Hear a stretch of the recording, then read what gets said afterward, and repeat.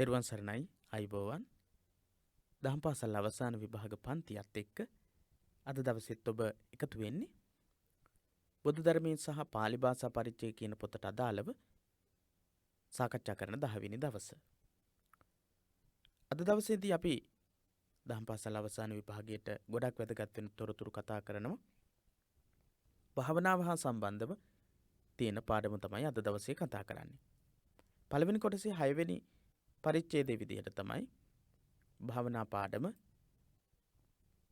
අපිට දකින්නට පුළුවන්කම තියෙන්නේ. හොඳයි, ඊට කලින් ඔබට මතක් කරනවා අපි මේ සියලු සාකච්ඡාවන් සිදු කරන්නේ පිරිවෙන දහම් පාසල අපේ YouTube නාලිකාව, ඒ වගේම පිරිවෙන දහම් පාසල අපේ පිටුව මුහුණු පොතේ Facebook එකේ පිටුවක් තියෙනවා. ඒ පිටුවත් ඒ වගේම ප්‍රධාන සමූහයත් ගෲප් එකක් තියෙනවා පිරිවෙන දහම් පාසල කියලා. මේ සියලුම සම්බන්ධතා සමගින්. ඒ වගේම තමයි අපේ දහම් පාසල් අවසාන විභාගයට පෙනී සිටින්නට බලාපොරොත්තු වෙන ඔබ වෙනුවෙන් නිර්මාණය කරගත්ත අපේ සමූහය දහම් පාසල් අවසාන විභාග පන්ති එකමුතුව. මේ ඔස්සේ ඔබට මේ පාඩම් වලට සම්බන්ධ වෙන්නට පුළුවන්කම තියෙන බවත් මතක තබාගෙන අද දවසේදී මොනවද අපිට කතා කරන්නට තියෙන්නේ, ඉගෙන ගන්නට තියෙන්නේ, අවධානය යොමු කරන්නට තියෙන්නේ කියලා බලමු. බුදු ධර්මයේ සහ පාලි භාෂා පරිචය කියන පොතත් ළඟට අරගන්න. එහෙම නැත්නම් පොත් ඔබට නැතිනම් පොත් නැතිව සමහර විට අධ්‍යයනය කරලා විභාගයට මුහුණ දෙන්නට බලාපොරොත්තු වෙන සිටින ගොඩක් අය ඉන්නවා. මේ විභාගවලට උනන්දුවක් දක්වන බොහෝ අය ඉන්නවා. දහම් පාසල්වල ආචාර්ය මණ්ඩලවල ඉගැන්වීම් කටයුතු සිදු කරන ගොඩක් අය ඉන්නවා. ඒ නිසා ඒ අයටත් ගොඩක් වැදගත් වේවි මේ අපි කරන සාකච්ඡාවන්. ඒ වගේම තමයි දහම් පාසල් විභාගවලට සම්බන්ධ, දහම් පාසල් වලට සම්බන්ධ, ඒ වගේම ධර්මාචාර්ය විභාගයට සම්බන්ධ බොහෝ දෙනෙක්ට මේවා වැදගත් වෙනවා. ඒවා විතරක් නෙවෙයි, භාවනාවන් ගැන දැනගෙන ඉන්න එක බෞද්ධ අපි හැමදෙනාටම ගොඩක් වැදගත් වෙනවා. ඉතින් දහම් පාසල් අවසාන විභාගයේ කියන විභාගයට අදාළව බුද්ධ ධර්මයේ සහ පාලි භාෂා පරිචය කියන පොතට අදාළව භාවනාව ගැන උගන්වලා තියෙන තොරතුරු තමයි මෙතනදී කතා කරන්නේ.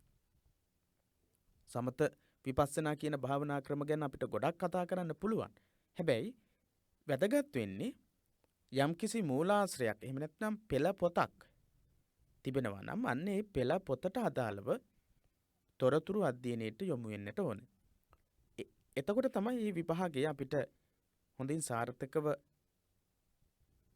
සමත් වෙන්නට පුළුවන්, දැනුම ලබා ගන්නට පුළුවන් වෙන. මේවට අදාළවම බාහිර දැනුම අපි අනිවාර්යෙන් ඇති කරගන්නට ඕන. අපි මෙතනදී බාහිර දැනුමට වැඩිපුර අවධානය යොමු කරන්නේ නැහැ. පාඩමේම තියෙන තොරතුරු කොහොමද අපි ග්‍රහණය කරගන්නට ඕන, කොයි විදිහටද මේ පාඩම් වල තොරතුරු වලට අපි අවධානය යොමු කරන්නට ඕන, ඒ විදිහට අපි කතා කරනවා. හොඳයි, අපි බලමු 6 වෙනි පරිච්ඡේදයේ සමත විපස්සනා භාවනා කියන පාඩමට අදාළව තියෙන තොරතුරු.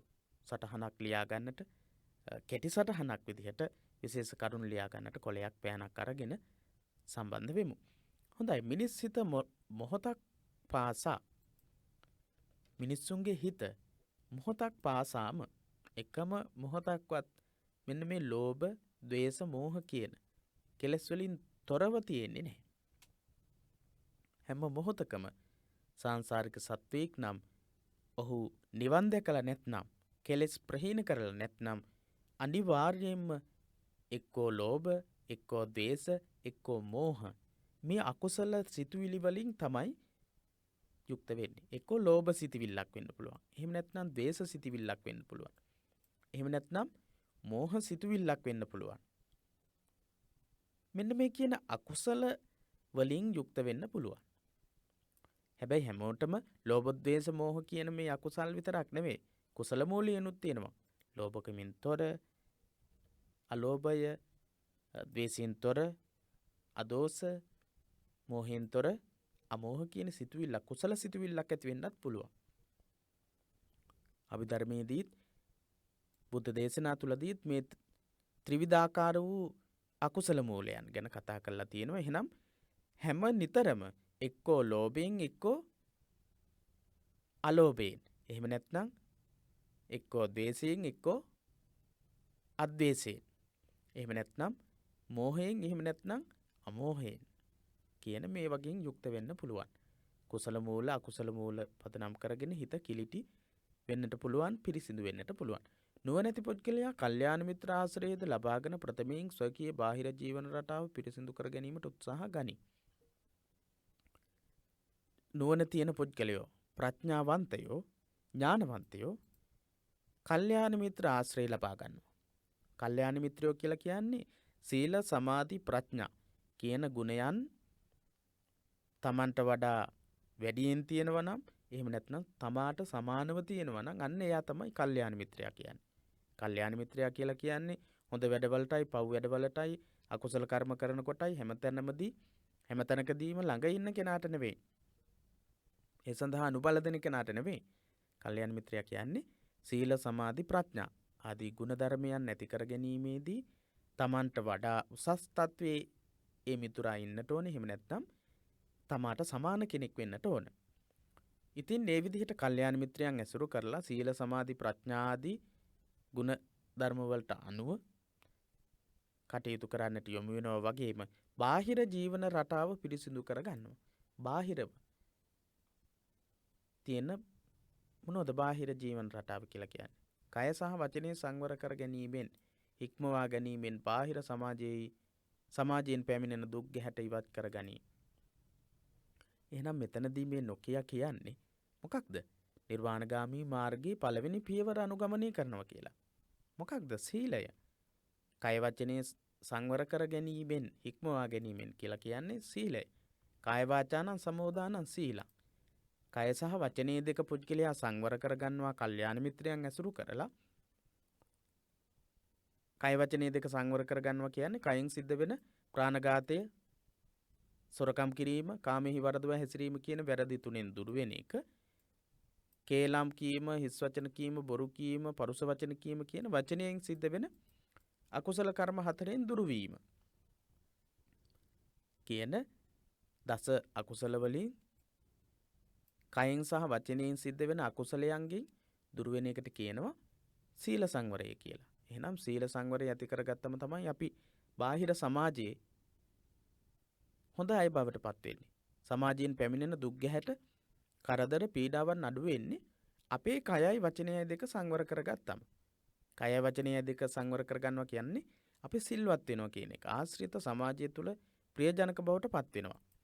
අපි ඇසුරු කරන සමාජයේ ප්‍රියජනක හොඳ කෙනෙක් බවට පත් වෙනවා. හොඳ දරුවෙක් බවට පත් වෙනවා. හොඳ පුද්ගලයෙක් බවට පත් වෙනවා.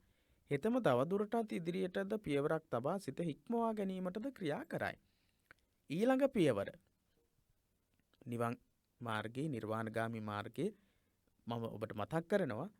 ගිය සතියේ කතා කරපු පාඩම ඔබ අධ්‍යයනය කළේ නැත්නම් අනිවාර්යයෙන්ම අධ්‍යයනය කරන්න. මේ පාඩම තේරුම් ගන්නට ඒ පාඩම අනිවාර්යයෙන්ම හේතුවක් වෙනවා. නිර්වාණගාමී මාර්ගයේ ඊළඟ පියවර තමයි සමාධි කියලා මම කියලා දුන්නේ. එහෙනම් කය වචනේ දෙක සංවර කරගන්න සිල්වත් වෙන පුද්ගලයා ඊළඟටපත් වෙන තත්ත්වය මොකක්ද? සිත හික්මවා ගැනීමට යොමු වීම. එහෙම නැත්නම් සමාධියට යොමු වීම. හිත හික්මවා ගන්න තියෙන්නේ සමාධියටපත් වෙලා. අන්න ඒ සමාධියටපත් වෙලා හිත හික්මවා ගන්න පාවිච්චි කරන ක්‍රමයන් ගැන තමයි භාවනාවෙන් කතා කරන්නේ. සිතට නැගෙන රාගාදී අකුසල සිතුවිලි මැඩපවත්වා කුසල සිතුවිලි වැඩිීමේ එම ක්‍රියාමාර්ගයේ භාවනා නමින් හැඳින්වේ. සිතට සිතේ ඇතිවෙන අකුසල සිතුවිලි මැඩපවත්වලා හිත තුළ කුසල සිතුවිලි වැඩිම තමයි භාවනාව කියලා කියන්නේ. හිතේ අකුසල සිතුවිලි ක්‍රියාත්මක වෙනවා. ඒක අපි දන්නවා. මම කිව්වා ලෝභ දෝෂ මෝහ ආදී අකුසල සිතුවිලි නිතරම ක්‍රියාත්මක වෙනවා කියලා. ඒ ක්‍රියාත්මක වෙන අකුසල සිතුවිලි වෙනුවට මොනවද? කුසල සිතුවිලි වැඩිම. අකුසල සිතුවිලි ඇතිවීම වෙනුවට කුසල සිතුවිලි වැඩිම තමයි භාවනාව කියලා කියන්නේ. භාවනාව කියලා කියන්නේ. භාවේති කුසලේ ධම්මේ ඒතා යාති භාවනා. ආසේවති වඩ්ඩේති ඒතායාති භාවනා. සාමාන්‍ය පෙළ විභාගයේ ලියලා ඉන්න දරුවෙක් නම් භාවනා පාඩමේදී මොකක්ද භාවනාව කියන්නේ කියලා ඒ පාඩය ඔබ ඉගෙන ගන්නවා. භාවේති කුසලයේ ධම්මේ කුසල් දහම් වල හිත වැඩීම. ආසේවති වඩ්ඩේති ආශ්‍රය කිරීම කුසල් සිතුවිලි ඇසුරු කිරීම වැඩීම තමයි භාවනාව කියලා කියන්නේ. හොඳයි. එහෙනම් හිතේ ක්‍රියාත්මක වෙන අකුසල් දුරු කරන්න නම් මොකද්ද කරන්න තියෙන්නේ? කුසල් සිත් නිතරම වඩන්න ඕන. අකුසල සිත් වලින් ක්‍රියාත්මක වෙනවා නම් හිත ඒකට විරුද්ධව අපේ හිතේ අපි නිතරම කුසල් සිත් කුසල සහගත සිතුවිලි මතු කරගන්නට උත්සාහ කරන්න ඕන. ඒක තමයි භාවනාව කියලා කියන්නේ. සීල සංවරය හුදු తాවකාලික හික්මීමකි. සීල සංවරය කියලා කියන්නේ తాවකාලික හික්මීමක් විතරයි. වීතික්කම කියන අවස්ථාවක කෙලෙස් ක්‍රියාත්මක වෙනවා. අපි වචනෙන් නරක දේවල් කියනවා, නරක දේවල් කරනවා. අන්නේ අවස්ථාව වීතික්කම කියලා. කෙලෙස් ක්‍රියාත්මක වෙන ආකාර තුනක් ගැන කතා කරද්දී කතා කරනවා. වීතික්කම, පරිඋට්ටාන, අනුසය කියලා අවස්ථා තුනක්. එතකොට සීල සංවරයෙන් කරන්නේ වීතික්කම කියලා හඳුන්වන අවස්ථාවේ කෙලෙස් ක්‍රියාත්මක වෙන එකකින් හික්මවන එක. එහෙනම් වචනයෙන් සහ කයෙන් සමාජය තුළ නරක වචන කියමින් එහෙම ඉන්නවනම් හිස් වචන පරුස වචන වචනයෙන් වෙන වැරදි දේවල් සිදු කරනවා නම් අන්න ඒකෙන් සංවරකමක් ඇති කරනවා. පන්සිල් සමාදන් කරවලා කරන්නේ මොකක්ද? කය සහ වචනේ දෙක සංවර කරවන එක. පන්සිල් සමාදන් වුණාට හිත සංවර වෙනවද? නැහැ. සංවර වෙලා ඉඳගෙන හිටියට අපේ හිත තැනින් තැන යනවා. කුසල සිතුවිලි, කුසල සිතුවිලි. ඒ විදිහට අපේ හිත අසංවරයි. එහෙනම් වීතික්කම අවස්ථාව සීල සංවරය කියලා කියන්නේ හුදු හික්මීමක් විතරයි. කය වචනේ දෙකේ සංවරකමක් ඇති කරගන්න එක විතරයි. එයින් ලැබෙන පරිචය සිත එක් අරමුණක තබා ගැනීමේ ක්‍රියාමාර්ගය සඳහා මහෝපකාරී වේ. හැබැයි සීල සංවරයෙන් ලැබෙන හික්මීම ඊළඟ අවස්ථාවට ගොඩක් වැදගත්. කෙලෙස් හිත ඇතුලේ පමණක් ක්‍රියාත්මක වෙන වෙලාවේ ඒ කෙලෙස් සංවර කරගන්න, කෙලෙස් දුරු කරගන්න. පරිඋට්ටාන කියලා කියන්නේ කෙලෙස් හිතේ ක්‍රියාත්මක වෙන වෙලාව. කයින් ඒවා කරන්නටවත් වචනෙන් ඒවා පිට කරන්නටවත් යන්නේ නැහැ. හැබැයි හිත ඇතුලේ තෙරපි සිහිපත් වෙවි, මතුවෙවි තියෙනවා කෙලෙස්. අන්නේ අරමුණු එය අකුසල සිතුවිලි දුරු කරගන්න සංවරව අපි ක්‍රියා කරන්නට ඕනේ. අසංවරව ඉඳගෙන ඊළඟට හිත ඇතුලේ ක්‍රියාත්මක වෙන කෙලෙස් සංවර කරගන්න බෑ. එහෙනම් පළවෙනි පියවර මොකක්ද? සීලය. ඊළඟ පියවර සමාධිය. සිත වනාහි දියෙන් ගොඩටගත් මසකුසේ නිතර සැලෙන්නකි. සැලෙන්නකි. හිත කියලා කියන්නේ වාරිජෝව තලේකිත්තෝ ඕකමෝකතෝ උබ්බතෝ.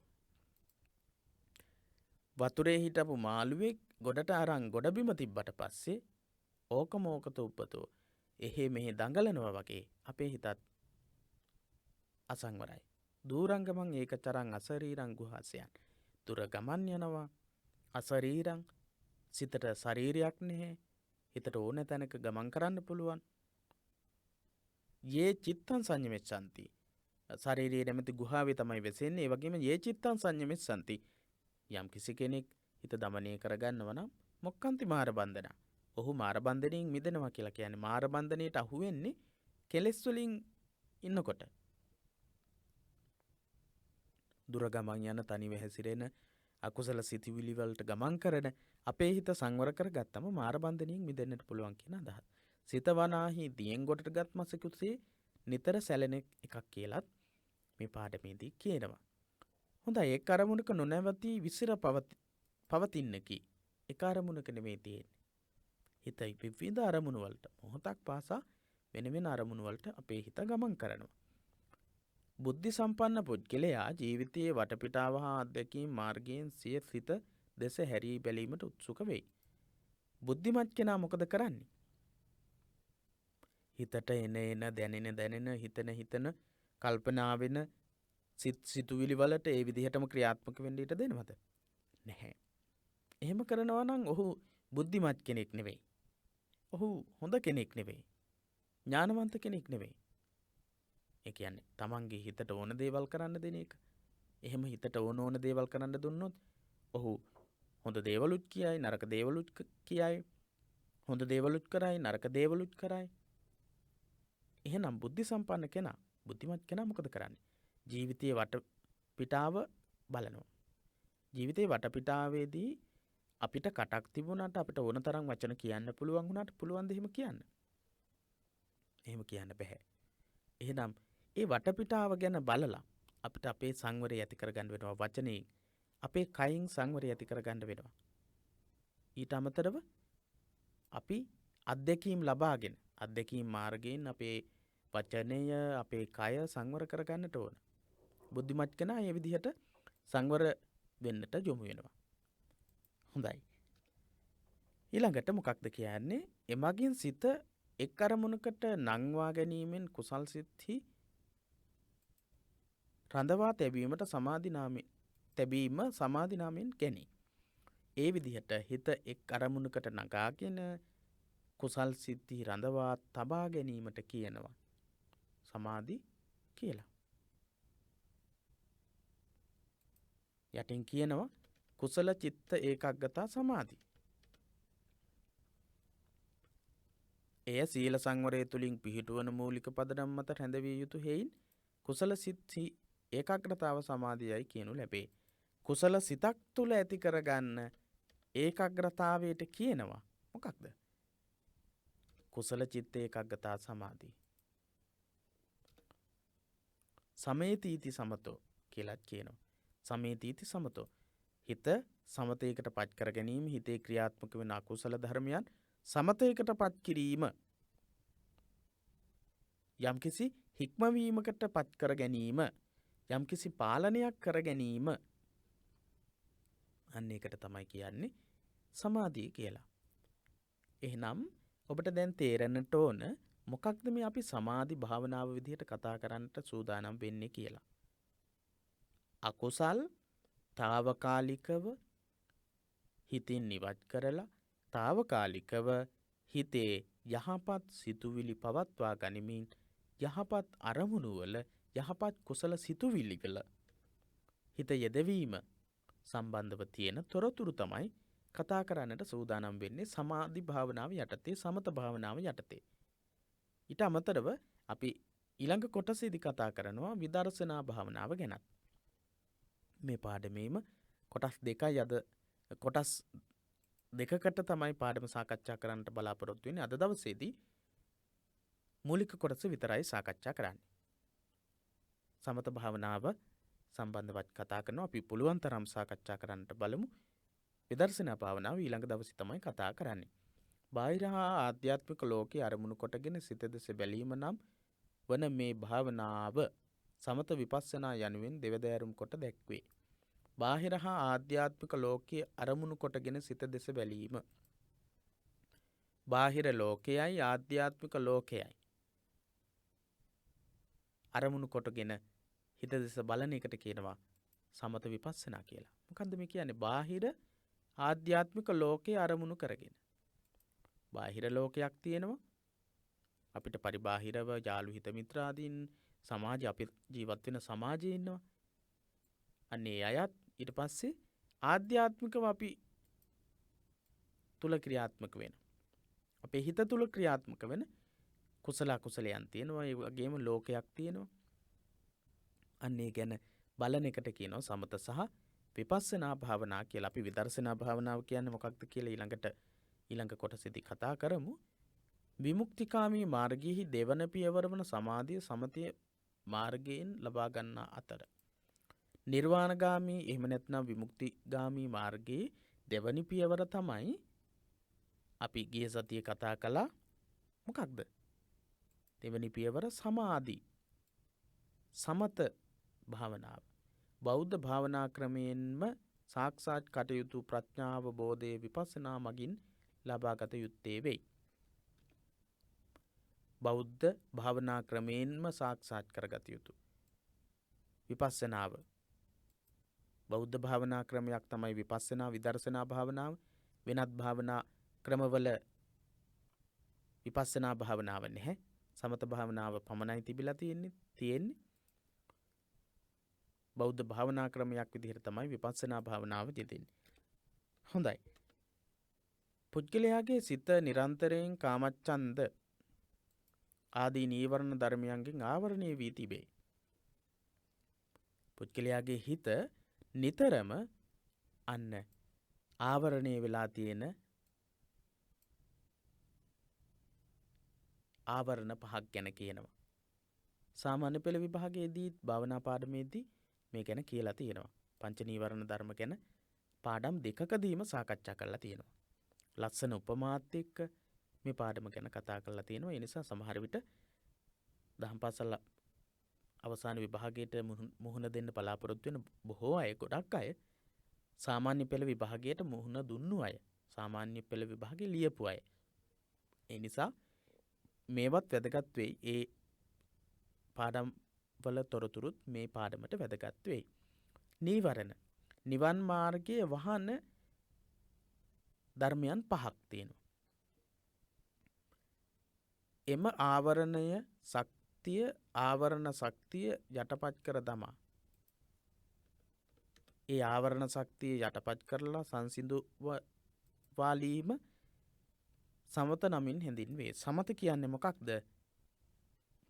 පංච නීවරණ ධර්ම සංසිඳවා දැමීම. නිවන අහුරාලන, නිවන් මාර්ගයේ වසාලන නීවරණ ධර්ම පහ දුරු කරන එක. පංච නීවරණ ධර්ම දුරු කරන එක. ඒ සඳහා සිත අරමුණින් බැහැර විය නොදී එක්තැන් කොටගෙන නැවත නැවත වැඩීම සමත භාවනාව නම් වේ. එහෙනම් පංච නීවරණ ධර්ම වලට අපේ හිත යොමු වෙන්නේ එක හිතක එක කුසල් අරමුණක අපේ හිත පවත්වා ගන්න බැරි වුණාට පස්සේ. එහෙනම් නීවරණ ධර්ම වලට අහු වෙන්නේ නැතිව යහපත් කුසල සිතක සෑහෙන වෙලාවක්, සෑහෙන කාල සීමාවක් පවත්වාගෙන යන එකට කියනවා සමාධි භාවනාව කියලා, සමත භාවනාව කියලා. සමාධි භාවනා, චිත්ත භාවනා යන නම් වලින් හැඳින්වෙනුයේද මෙහි. සමත භාවනාව කියලාත් කියනවා, චිත්ත භාවනාව කියලාත් කියනවා. සමත භාවනාව හඳුන්වන්න පාවිච්චි කරන නම් මොනවද? නම් තුනක් තියෙනවා. සමත, සමාධි භාවනා, චිත්ත භාවනා කියන නම්. ආර්ය අෂ්ටාංගික මාර්ගයේ සති හා සමාධි යන අංග දෙක සමත භාවනාව සඳහා උපයෝගී වෙයි. ආර්ය අෂ්ටාංගික මාර්ගයේ මාර්ගාංග වලින් දෙකක් සමත භාවනාව සඳහා උපයෝගී වෙනවා. සම්මා සති, සම්මා සමාධි කියන අංග දෙක. මේවා ගොඩක් වැදගත් වෙයි. දහම් පාසල් අවසාන විභාගයේදී අහන්න පුළුවන් ප්‍රශ්නයක්. සමත භාවනාවට අයිති වෙන ආර්ය අෂ්ටාංගික මාර්ගයේ අංග දෙක මොනවද කියලා. සමත භාවනාව කියන්නේ මොකක්ද කියලා. සමත භාවනාවෙන් යටපත් කරන ධර්ම මොනවද කියලා. පංච නීවරණ ධර්ම. ඊළඟට ආර්ය අෂ්ටාංගික මාර්ගයේ අංග දෙක මොනවද? සම්මා සති, සම්මා සමාධි කියන අංග දෙක. එතකොට නිර්වාණගාමී මාර්ගයේ දෙවෙනි අංගය මොකක්ද? සමාධිය. ඒ විදිහට අපෙන් ප්‍රශ්න අහන්නට පුළුවන්. චිත්ත චෛතසික ධර්මයන් විවිධ වූ රූප, ශබ්ද ආදී අරමුණු කරා පැතිර විසිරී යනු නොදී තමන් තෝරාගත් එකම අරමුණක රඳවා පිහිටුවා තැබීම මානසික සාන්තිය සඳහා අත්‍යවශ්‍යය. චිත්ත චෛතසික, සිත් සහ සිතුවිලි. අපි ඊළඟ කොටසේදී සිත් සහ සිතුවිලි, චිත්ත චෛතසික කියන දෙකම ගැන කතා කරනවා. එතකොට මේ කතා කරන ඒවා තව ටිකක් පැහැදිලිව හොඳට වැටහෙවි. අභිධර්මයේ කොටසේ සාකච්ඡාවනුත් එක්ක සම්බන්ධ වෙනකොට. චිත්ත චෛතසික ධර්මයන් විවිධ වූ රූප, ශබ්ද ආදී අරමුණු කරා පැතිර විසිරී යනු නොදී අපේ හිතයි සිතුවිලි රූප, ශබ්ද, ගන්ධ, රස, ස්පර්ශ ආදී අරමුණු වලට පැතිරලා යනවා. ඒ වගේ පැතිරලා යන්න නොදී එකම අරමුණක රඳවලා පිහිටුවලා තියාගන්න පුළුවන් හැකියාව ඇති කරගන්න එකට කියනවා සමාධි භාවනාව කියලා. සීල සංවරයෙන් තොරව මෙය කළ නොහැකි. එහෙනම් පළවෙනියටම අපි ඇති කරගන්නට ඕන මොකක්ද? සීල සංවරය. එහෙයින් භාවනා විලාසී පුද්ගලයා විසින් ප්‍රථමයෙන් සීල සංවරය ඇති කරගත යුතුය. භාවනා කිරීමේදී භාවනාවේදී පළවෙනි පියවරය නිසා සීලය අනුගමනය කිරීම, සීලයෙන් කය වචනය දෙක සංවර කර ගැනීම. කල්යාණ මිත්‍රයෙකු වෙත එළඹ ඔහු විසින් නිර්දේශ කරනු ලබන කර්මස්ථානයක් අනුව සිත වැඩීමට උත්සුක විය යුතුය. කල්යාණ මිත්‍රයෙක් කියන්නේ කවුද කියලා මම කියලා දුන්න. කර්මස්ථාන. කර්මස්ථානයක් කියලා කියන්නේ භාවනා අරමුණක්. එක එක චරිතවලට අනුව තමයි භාවනා අරමුණු අපිට ලබා ගන්නට වෙන්නේ. අපි බලමු මොනවද ඒ චරිත කියලාත්. එහෙනම් ඒ චරිතවලට අනුව කර්මස්ථානයක් එහෙම නැත්නම් භාවනා අරමුණක් ලබා ගන්නට ඕන. කර්මස්ථාන යනුවෙන් අදහස් කෙරෙන්නේ සිත එකඟ කර ගැනීම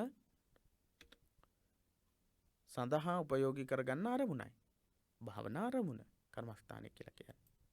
හිත එකඟ කරගන්න පාවිච්චි කරන භාවනා අරමුණ. ආනාපාන සතිය කර්මස්ථානයක් කමඨහනක් වන්නේ ආස්වාස ප්‍රාස්වාස දෙක එකඟ කිරීම සඳහා යෝග්‍ය අරමුණක් කරගන්න හේනි. ආනාපාන සති කියලා කියන්නේ භාවනා කර්මස්ථානයක්. හිත එකඟ කරගන්න ආස්වාස ප්‍රාස්වාස. එහෙම හුස්ම ගැනීමයි හුස්ම පිට කිරීමයි ගැන කල්පනා කර ඉන්නකොට රූප ගැන හිතන්න, ශබ්ද ගැන හිතන්න, එහෙම අරමුණු වලට යන්නේ නැහැ. එහෙනම් හිත රැඳිලා තියෙන්නේ මොකේද? ආනාපාන සති භාවනාව කරනකොට ආස්වාස කිරීමයි ප්‍රාස්වාස කිරීමයි, හුස්ම ගැනීමයි හුස්ම පිට කිරීමයි. ඒක හිත එක අරමුණක් තුල පවත්වාගෙන යන්නට හොඳ භාවනා අරමුණක්, භාවනා කර්මස්ථානයක් වෙනවා. සෑම තැනක්ම භාවනාවට සුදුසු නොවේ. ඔන්න ඊළඟට භාවනාවේ පියවර කියන්නේ පළවෙනි පියවර සීලය, සීල සංවරයක පිහිටීම කියලා මම කිව්වා. ඊළඟට භාවනා අරමුණක්, භාවනා කර්මස්ථානයක් තියෙන්නට ඕන. ඊළඟට කියනවා සෑම තැනක්ම භාවනාවට සුදුසු නොවේ. හැම තැනක ඉඳලම භාවනා කරන්න පුළුවන්. බැහැ. එහෙම භාවනා කරන්න බැහැ. නානා පරිබෝධයන්කින් තොර යෝග්‍ය පරිසරයක් තෝරා ගැනීම කර්මස්ථානාචාර්ය වරයාගේ උපදෙස් අනුව කළ යුත්තකි. එක එක චරිතවලට අනුව නානා පරිබෝධ අනතුරු සිද්ධ වෙන්නට පුළුවන්. භාවනාවට බාධා වෙන විදිහේ තැන් තියෙන්න පුළුවන්. ඒ නිසා භාවනාවට සුදුසු තැනක් ඊළඟට තෝරගන්නට ඕන. කර්මස්ථාන ලබා දෙන කර්මස්ථානාචාර්යවරයාගේ උපදෙස් අනුව. ඔන්න යෝගාචාරීන් පෙන්눔 කරන ලක්ෂණ 6. චරිත ලක්ෂණ 6. චරිත 6ක් තියෙනවා. යෝගාචාරය අය රාග චරිතයක් වෙන්න පුළුවන්. අධිකව රාගයේ තියෙන අය රාග චරිත. අධිකව ද්වේෂයේ තියෙන අය, ගොඩක් තරහ යන කේන්ති යන අය දෝෂ චරිත. මෝහ චරිත, කිසි දෙයක් ගැන අවබෝධයක් වැටහීමක් නැති, නිතරම සැක සහිතව හිතන, කල්පනා කරන අන්න එහෙම අය. වැටහීමක් නැති අය. ඊළඟට ශ්‍රද්ධා චරිත. ගොඩක්ම වැඩිපුරම තියෙන්නේ ශ්‍රද්ධාව. බුදුරජාණන් වහන්සේ ගැන, ධර්ම රත්නය ගැන, සංඝ රත්නය ගැන පුදුම තරම් ගෞරවයකින් එහෙම ක්‍රියා කරනවා ශ්‍රද්ධාශීලී කෙනා. ඊළඟට බුද්ධි චරිත. යම් කිසි දෙයක් ඉතා ඉක්මනින් තේරුම් ගැනීමේ, අවබෝධ කර ගැනීමේ, සිතාමතා කටයුතු කරන්නට පුළුවන් හැකියාවක් තියෙනවා මේ බුද්ධි චරිත කියන පුද්ගලයාට. ඊළඟට විතක්ක චරිත. නිතරම තර්ක විතර්ක කරලා තමයි යම් කිසි දෙයක් අවබෝධ කරගන්න උත්සාහ කරන්නේ විතක්ක චරිතයේ තියෙන කෙනා. මෙන්න මේ කියන චරිත 6, රාග චරිත, දෝෂ චරිත, මෝහ චරිත, ශ්‍රද්ධා චරිත, බුද්ධි චරිත, විතක්ක චරිත කියන චරිත 6ක් තියෙනවා. අපි හැමෝම මේ චරිත 6ෙන්ම යුක්ත වෙන්නේ නැහැ. එක එක්කෙනාගේ චරිතය එක්කෝ රාග චරිතයක් වෙන්න පුළුවන්, එහෙම නැත්නම් දෝෂ චරිතයක් වෙන්න පුළුවන්, මෝහ චරිතයක් වෙන්න පුළුවන්. එහෙම නැත්නම් මේ චරිත දෙක ලක්ෂණ පෙන්눔 කරන කෙනෙක් වෙන්නත් පුළුවන්. විසුද්ධි මාර්ගය කියන පොතේ මේ භාවනා පිළිබඳව සම්පූර්ණ සාකච්ඡා කරනවා. සීල සමාධි ප්‍රඥා කියන මාර්ග තුන ගැන තමයි විසුද්ධි මාර්ගයේ කතා කරන්නේ. පළවෙනියටම සීලය ගැන ලොකු විස්තරයක් කරනවා. ඊළඟට තමයි සමාධිය ගැන කතා කරන්නේ. සමාධිය ගැන කතා කිරීමේදී මෙන්න මේ චරිත ගැන ලොකු විස්තරයක් කරලා තියෙනවා. රාග චරිතය කොයි වගේද, දෝෂ චරිතයේ තියෙන කෙනා කොයි වගේද, මෝහ චරිතයේ තියෙන කෙනා කොයි වගේද කියලා.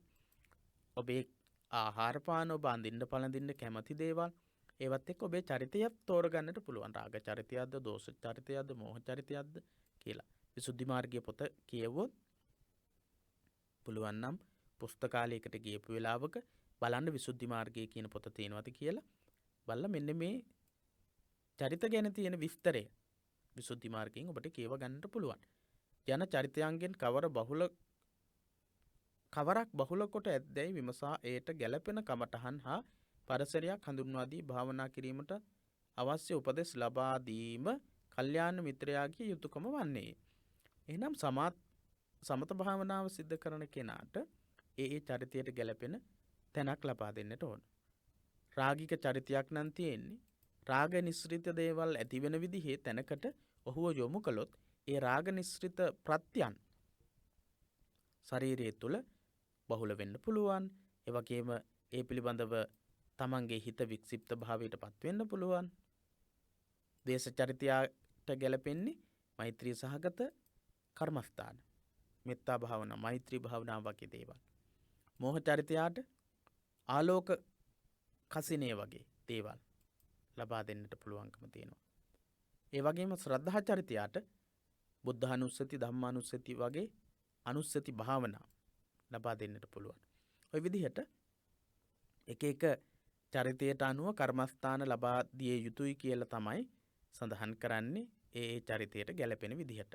සමත භාවනා සඳහා අරමුණු වශයෙන් කර්මස්ථාන 40ක් බෞද්ධ සම්ප්‍රදාය තුළ ඇතුළත් වෙලා තියෙනවා. සමත භාවනාව සඳහා අරමුණු කීයක් තියෙනවද? සම 40 කර්මස්ථාන 40ක් තියෙනවා. මොනවද? දස කසින, දස අසුප, දස අනුස්සති, චතු බ්‍රහ්ම විහාර, සතර බ්‍රහ්ම විහරණ, චතු ආරුප්ප, ආහාරේ පටික්කෝල සංඥාව, චතු ධාතු අවත්තාන කියන මේ කොටස්. කසින 10ක් තියෙනවා, අසුබ 10ක් තියෙනවා, අනුස්සති 10ක් තියෙනවා, බ්‍රහ්ම විහාර 4ක් තියෙනවා, ආරුප්ප 4ක් තියෙනවා, ආහාරේ පටික්කෝල සංඥාව කියන එක, චතු ධාතු අවත්තාන කියන මේවා තමයි කර්මස්ථාන විදිහට ගෙනෙන්නේ. දස කසින විදිහට නීල පීත ලෝහිත ඔය විදිහට කසින තියෙනවා. ඊළඟට අසුබ විදිහට උද්දුමාතක මලමිනියක් මැරුණට පස්සේ නිල් වෙලා ඊළඟට ටික ටික කුණු වෙලා ගිහිල්ලා අස්ති දක්වා අස්ති පංජරයේ ඉතිරි වෙන අවස්ථාව දක්වා මෙනෙහි කරන එක අසුබ භාවනාව. අනුස්සති භාවනා කියලා කියන්නේ බුද්ධානුස්සති භාවනාව, ධම්මානුස්සති, සංඝානුස්සති, දේවතානුස්සති, චාගානුස්සති ඔය විදිහට අනුස්සති 10ක් තියෙනවා. චතු බ්‍රහ්ම විහාර, සතර බ්‍රහ්ම විහරණ, මෙත්තා, කරුණා, මුදිතා, උපේක්ෂා ආදී අන්න ඒ වගේ කර්මස්ථාන 40ක් තියෙනවා. සමත භාවනාවේදී අපිට වඩන්නට පුළුවන්. ඒ අතරින් අනුස්සති භාවනා ගොඩේ තමයි ආනාපාන සති කියන අනුස්සති භාවනාව තියෙන්නේ. එක කර්මස්ථානයක්. භාවනාවේ සාර්ථකත්වයේ රඳා පවතිනුයේ මේවා අතුරෙන් අනුරූප වූ කමඨහන් තෝරා ගැනීම මතය. මේවා අතරින් එක එක චරිතයට අනුරූප වෙන, චරිතයට ගැලපෙන විදිහේ කමඨහන් ලබා ගත්තොත් තමයි හරියටම භාවනාවෙන් ප්‍රතිඵල ලබා ගන්න පුළුවන් වෙන්නේ. සම්බෝධි ඥානය සඳහා අනේක දුෂ්කර ව්‍රත සමාදානයෙන් තීර්ථක නිරර්ථක වෙහසක් ලද සිද්ධාර්ථ ගෞතමයන් වහන්සේ අවසන්හි දී තමන් කුඩා කල පුරුදු කළ වප්මගුල් දිනයකදීද ක්‍රියාත්මක කළ ආනාපාන සතිය මුල් තැනට ගත්හ. සම්බෝධි ඥානය සඳහා නොයෙක් විදිහේ දුෂ්කර ව්‍රත අත්තකිලමතානුයෝගය අනුගමනය කරමින් හිටියා. මේවා අනුගමනය කරලා අවසානයේදී බෝධිසත්වයන් වහන්සේ සිද්ධාර්ථ තාපසතුමා දැනගත්තා දුෂ්කර ව්‍රත අත්තකිලමතානුයෝගයේ නෙවෙයි නිවන් අවබෝධ කරගන්නට තියෙන මාර්ගය කියලා. මොකක්ද? භාවනා කිරීම. හිත දියුණු කර ගැනීම කියලා තේරුම් ගත්තා. ඊට පස්සේ මොකද කරන්නේ? භාවනා කරන්නට යොමු වෙනවා ආනාපාන සති භාවනාව අරමුණු කරගෙන. චුල්ලපන්තක ආදී ශ්‍රාවකයන් සඳහා කමඨහන් දී ඇති ආකාරයේද මෙහිදී සිහිපත් කළ හැකිය. චුල්ලපන්තක හාමුදුරුවන් වහන්සේට කර්මස්ථාන ලබා දීලා තියෙන වෙනත් විදිහකට. නිසරු බව, පිළිකුල් සහගත ස්වභාවය මෙනෙහි කරන්න. රජෝහරණං සුදු රෙද්දක් දීලා සුදු රෙදි කැබැල්ලක් දීලා ඒක පිරිසිදු කරන්නට කියලා කියනවා. හැබැයි රජෝහරණං කිය ඒක පිරිමදිමින් ඉන්නකොට ඉතා ඉක්මනින් අර පිරිසිදු භාවය නැති වෙලා තමන්ගේ අතේ තිබුණු තමන්ගේ අතින් ඒ පිරිසිදු රෙදි කැබැල්ල කිලිට වෙලා යන ආකාරය දකිනවා. ඒක එක කර්මස්ථානයක් විදිහට ලබා දීලා තියෙන්නේ. ඒ විදිහට එක එක චරිතවලට ගැලපෙන විදිහට කමඨහන් ලබා දෙන ආකාරයේ වෙනස් විවිධයි. හොඳයි. අද දවසේ අපි ගොඩක් තොරතුරු කතා කළා. මම කල්පනා කරනවා ඊළඟ දවසේ සමත භාවනාවේ ප්‍රතිඵල කතා කරලා ඊළඟට විදර්ශනා භාවනාව ගැනත් කතා කරමු.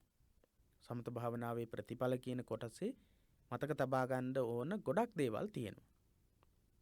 ඒ නිසා ඒ කොටසත් විදර්ශනා භාවනාවත් කියන කොටසේ තියෙන තොරතුරු සාකච්ඡා කරමු ඊළඟ දවසේ. අද දවසේ ඔබ පාඩම් කරගන්නට ඕන සම 40 කර්මස්ථාන බෙදලා යන කොටස් ටික.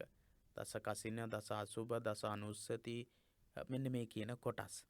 ඊළඟට කර්මස්ථාන 40ක් තියෙනවා කියන එක මතක තියාගන්න. ඊළඟට චරිත 6 රාග චරිත, දෝෂ චරිත, මෝහ චරිත, ශ්‍රද්ධා චරිත, බුද්ධ චරිත, විතක්ක චරිත කියන චරිත මොනවද කියලා මතක තියාගන්න. ඊළඟට කර්මස්ථාන කියන්නේ මොකක්ද කියලා භාවනා අරමුණ. එතකොට පළවෙනියටම ඊළඟට මතක තියාගන්නට ඕන භාවනා කිරීමේදී පියවර. පළවෙනියටම සීලයක පිහිටීම, ඊළඟට කර්මස්ථානයක් ලබා ගැනීම, සුදුසු ස්ථානයක් තෝරා ගැනීම, භාවනා කර්මස්ථානය තෝරා ගැනීමේදී තමයි රාග චරිත, දෝෂ චරිත, මෝහ චරිත කියන චරිතවලට අදාළව කර්මස්ථානාචාර්යවරයෙකු ලවාම කමඨහන් අරගන්නට අවශ්‍ය වෙන්නේ. කුසල් සිත් එකඟ කරගන්න එක සිත එක අරමුණක කුසල් එක අරමුණක තබා ගන්න එක සමාධිය විදිහට අපි ඉගෙන ගත්තා. ඒ වගේම භාවනාවේ අවස්ථා දෙකක් සමත සහ විපස්සනා කියලා තියෙනවා කියලා අපි මෙතනදී දැනගත්තා. ඊළඟට